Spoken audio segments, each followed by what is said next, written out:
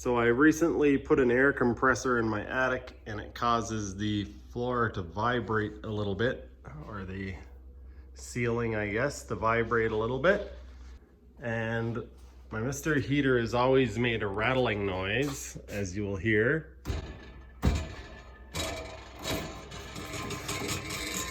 It's always made that noise, and I assumed that it was these louvers used for controlling the direction of airflow. But I took it down and got looking at it, and it appears as though the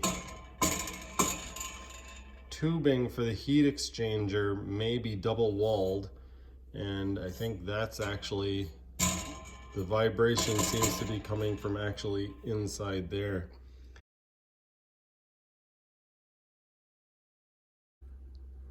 So I decided to take matters into my own hands. I've been living with this rattly Mr. Heater for several years. Mine is a Big Max 50,000 BTU unit. So I don't recommend that anybody do this because of carbon monoxide poisoning. But what I did, I drilled through the first layer with a small drill bit, and then I put some wood screws in and tightened them up just snug so that the tip of the screw pushes against the inner tubing. And as you can see, it's completely quiet now. So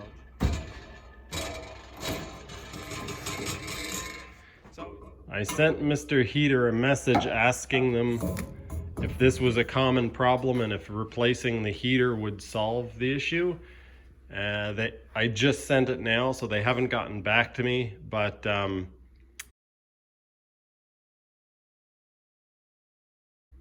I'm guessing that there's some sort of support between the inner and outer tube, and that the metal is actually touching together a little bit and it causes it to rattle. Anyway, I'm super happy with that. I'm going to put some high temperature sealant glue around these screws just to make sure that we don't have any gases or carbon monoxide coming out through here, because that would definitely be a bad thing. Again, I absolutely do not recommend that anybody does this, because if these screws fell out or if you didn't seal them properly, toxic gases could come out of here and potentially cause a deadly situation.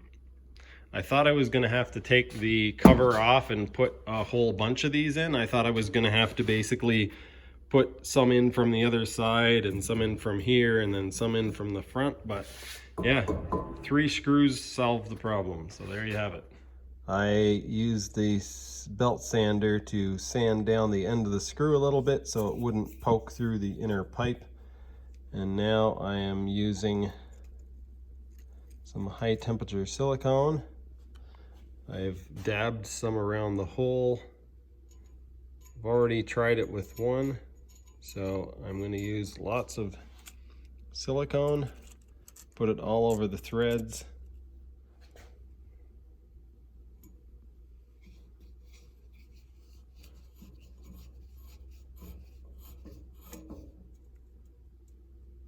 There we have it. Now that I have it in, I'm going to take and goop a bunch of silicone around the head of the screw. Okay, there we have it. I just need to put the fan back on and this cover back on, and then I will pop it back up there. I'm kind of half tempted to paint that before I put it back up, but I think I'm a little too lazy to do that. We'll see. I'm guessing that Mr. Heater will say something generic if they respond to me, like, our heaters produce 70 decibels of noise, blah, blah, blah, blah, blah, and not actually tell me whether or not replacing the heater core would take care of my problem.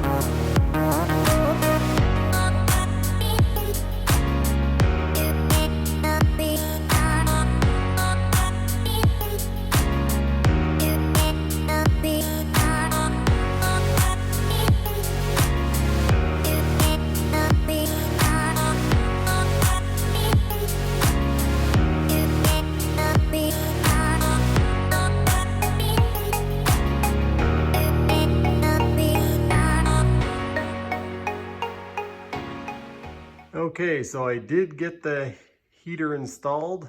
Almost died doing it, but I got it installed, and I managed to even get the ceiling painted. So now I'm gonna flip the thermostat on and see what it sounds like.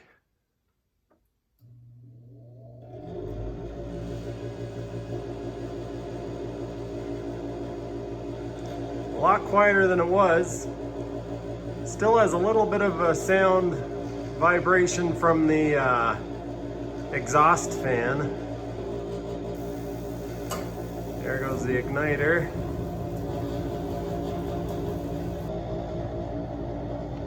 Come on, you can do it.